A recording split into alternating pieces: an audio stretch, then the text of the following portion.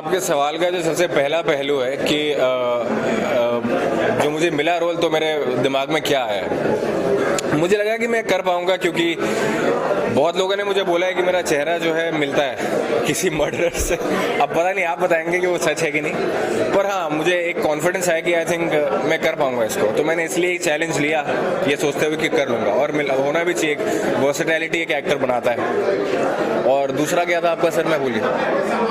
हाँ जी जी। अब मुझे लगता है हद एक पॉजिटिव हद तक भी जाते हैं लोग और नेगेटिव हद तक भी जाते हैं लोग। तो आई थिंक पॉजिटिव हद तो कुछ भी हो सकता है, अब किसी एक सीमा नहीं होती कोई भी अच्छाई की या फिर मेहनत की। नेगेटिव हद पे मैं कमेंट करने के लिए आई थिंक मैंने कभी सोचा नहीं कि लोग क्यों जाते हैं, उनकी अपनी अपनी मजबूरियां रही होंगी सबकी, तो मैं कुछ कह नहीं सकता उनके बारे में। जी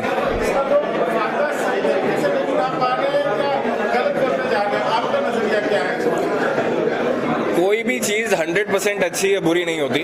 अगर कुछ लोग इसका गलत फायदा उठा रहे हैं तो बहुत लोग हैं जो इसका सही फायदा भी उठा रहे हैं। तो दोनों तरफ चीजें चल रही हैं, तो जिसको जैसे उठाना है, मैं सही फायदा उठा रहा हूँ।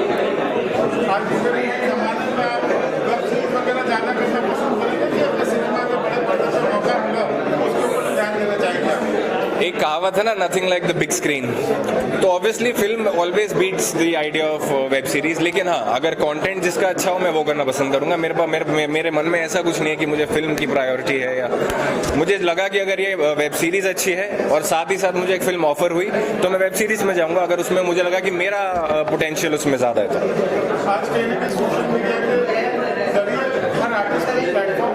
जी कला को आम लोगों तक आसानी से पहुंचा सकते हैं। अगर आपको मौका मिला तो आप उस चैनल को बनाकर किस तरह का कंटेंट लोगों तक पहुंचना चाहेंगे, या अभी आपका कोई चैनल है? सर पहले तो मैं चाहूंगा जो कला है वो मुझ तक पहुंच जाए। अभी तो यही कश्मकश में वो कला मुझ तक ही नहीं पहुंचा, फिर मैं देखूंगा कहाँ तक पहुंचाना है कला को। फिर आप लोग लेके जाएंगे जहाँ लेके जाएंगे। ये कैरेक्टर ऐसा है जिसके लिए एक लड़की को, आप देखेंगे आज इंडिया में नॉर्मली यही होता है लड़कियों के साथ, तो कुछ ज़्यादा प्रिपरेशन की ज़रूरत पड़ी नहीं, क्योंकि हम आम जिंदगी में भी लड़कियां मोस्टली अनसेफ फील करती है कि कहीं हमारे साथ कुछ गलत ना हो जाए कहीं आज, क्योंकि आज हर जगह न्यूज़ में यही चीज़ चल रही है। बाकी हाँ मैंने कभी लाइफ में ये फेस नहीं किया था, तो वो डर, वो कैसा महसूस होता है उस वक्त जब सामने आपको दिख रहा होता है कि आप अभी मरने वाले हैं लेकिन आपके हाथ में कुछ नहीं है, वो डर के लिए हाँ मैंने कुछ मूवीज देखी, कुछ सीरीज देखी कि हाँ आपको कैसा लगता है, बट हाँ इट इज डिफिकल्ट, अपनी मौत को सामने देखना इज डिफिकल्ट।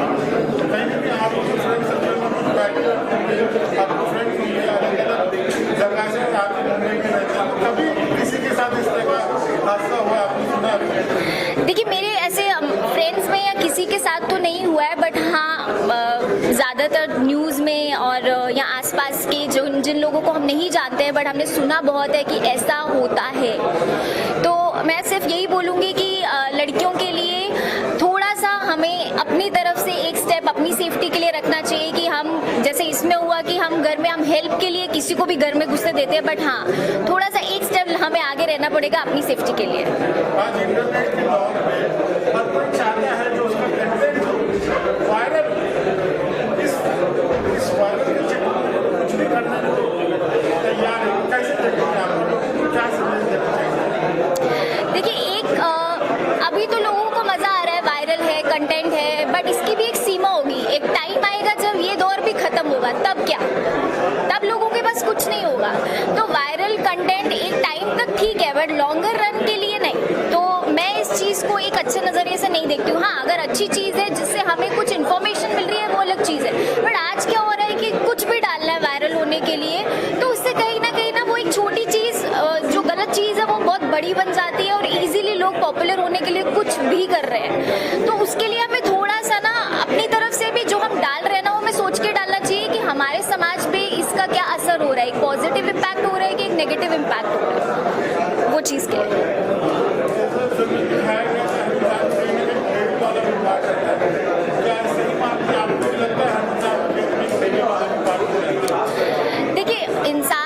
अच्छाई और बुराई दोनों होती है, हर इंसान, बट वो डिपेंड करता है किसकी परसेंटेज कितनी है, डेविल मैं नहीं बोलूँगी, बट हाँ अच्छाई और बुराई हर इंसान में होती है। बाकी कई बार ऐसा होता है कि कुछ इंसान नेचुरली ऐसे होते हैं और कई बार ऐसे लोग होते हैं कि शायद वो ऐसी सिचुएशन से गुजरे होते हैं कि वो ऐसे बन जाते हैं। तो अच्छाई और बुराई तो हर इंसान में होती है, बट हाँ एक लिमिट तक।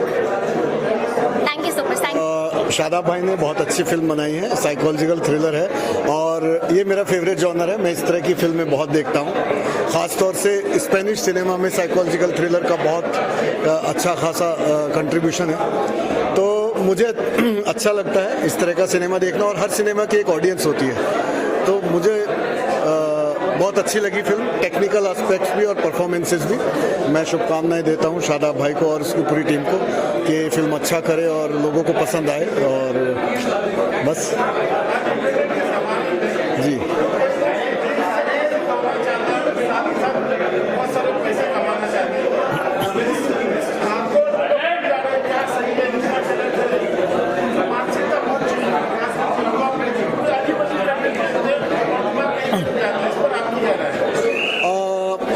जैसे कि मतलब टेक्नोलॉजी और साइंस जब कुछ अच्छी चीज़ें लाती है अपने साथ तो उसकी बुराइयां भी साथ में लाती है। जैसे जितने भी आविष्कार हुए हैं उनके प्रोज भी होते हैं और कॉन्स भी होते हैं। तो अभी जो मोबाइल क्रांति चल रही है वो बहुत बड़ी हमें संचार के माध्यम से एक दूसरे के पास ला दिया। हम बात कर लेते हैं, वीडियो कॉल कर लेते हैं, जहां नहीं पहुंच सकते थे वहां पहुंच पाते हैं। वो फायदे हैं, लेकिन नुकसान बहुत ज़्यादा है मुझे लगता है मोबाइल के।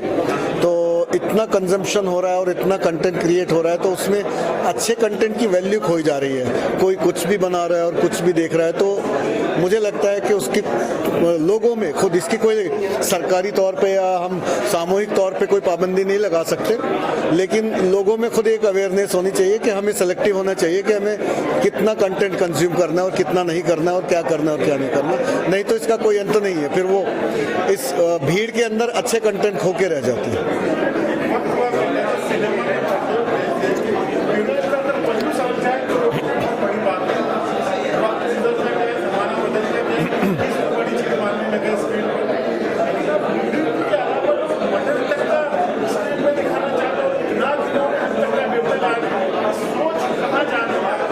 उसमें इसका बहुत बड़ा हाथ है। मैं बोल रहा हूँ ना, जो अभी टीनेज में ही बच्चों के हाथ में मोबाइल आ गए हैं। पहले जब हम ग्रो कर रहे थे तो हमको 18 साल जो बालिग होने की उम्र रखी गई थी ना, वो सोच समझ के रखी गई थी कि उस उम्र तक आदमी को सोचने समझने की थोड़ी बुद्धि आती है। अभी मोबाइल ने वो बुद्धि 6 साल पीछे खींच दी। अभी 12 साल की उम्र में ही वो सारा बातचीत हो रही है आज की युवा पीढ़ी में, बच्चों में, खासतौर से टीनेजर में, जो हमारे टाइम में 18 साल की उसमें होते हैं। तो मुझे लगता है कि ये बहुत बड़ा रीज़न है मोबाइल और इतना सारा कंटेंट। तो ये संक्रामक है, आप इससे एक दूसरे को पहुंचता है तो फिर वही जनरेशन ग्रो कर रही है। तो क्या किया जा सकता है मुझे पता नहीं, लेकिन समस्या तो है। Thank you.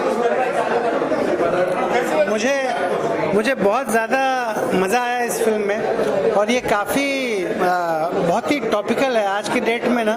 ये बहुत बड़ा प्रॉब्लम है एक्चुअली हम लोगों के साथ। इंटरनेट के ज़रिए कमाई करने के चक्कर में लोग कितना गलत काम करने लगते हैं और किस हद तक जा सकते हैं, ये इसका सब्जेक्ट है। और बहुत ही अच्छे से शादाब अहमद ने इसको डायरेक्ट किया है, उन्होंने लिखा भी है।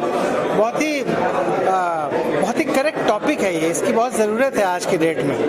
तो शादाब ने बहुत ज़बरदस्त काम किया है और जो टेक्निकल टीम है उन्होंने भी बहुत अच्छा किया है। प्रोड्यूसर जो है राजेश जी, और जो लीड एक्टर हैं अभिषेक ने बहुत उम्दा एक्टिंग की है।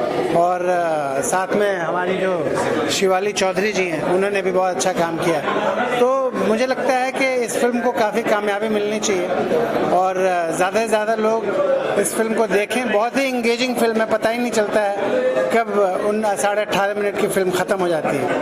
तो बहुत ज़्यादा इंगेजिंग फिल्म है, ग्रिपिंग फिल्म है और आज की डेट में इस तरह की फिल्मों का आना बहुत ज़रूरी है, क्योंकि इंटरनेट पर कमाई करने के चक्कर में बहुत ज़्यादा क्राइम बढ़ गया है। तो मैं बहुत ज़्यादा खुश हूँ इस फिल्म को देखकर और अभिषेक को, राजेश सिंह जी को और सबसे ज़्यादा शादाब भाई को, शादाब अहमद को बहुत बहुत मुबारक हो इस फिल्म के लिए जिसका नाम है devils list. Thank you. Actually क्या है, मैं हॉलीवुड सिनेमा का बहुत बड़ा फ़ैन हूँ और मैं जो है ऐसी ही फिल्में मोस्टली ज़्यादा पसंद करता हूँ। तो इसके लिए मैं thrillers, psychological thriller, serial killers की फिल्में ज़्यादा देखता हूँ। तो इसके लिए ना ऐसे ही सब्जेक्ट दिमाग में आते हैं, ऐसे ही लिखता हूँ।